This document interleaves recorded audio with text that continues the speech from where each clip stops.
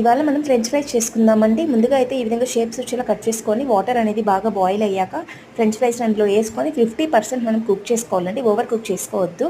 అవి బాగా కుక్ అయ్యాక స్ట్రైనర్లో స్ట్రెయిన్ చేసుకొని కూల్ వాటర్తో బాగా వాష్ చేసుకోండి. ఓవర్ కుక్ అవ్వకుండా ఉంటుంది. తర్వాత డ్రై క్లాత్లో వేసుకొని బాగా తడంతా పోయేలాగా బాగా తుడుచుకోండి. అప్పుడే మనకి ఆయిల్ అనేది తుల్లకుండా ఉంటుంది, చిట్లకుండా ఉంటుందండి. బాగా తుడిచేసుకున్నాక ఈలోపు మనం డీప్ ఫ్రైకి ఆయిల్ సరిపడా హీట్ చేసి పెట్టుకోండి.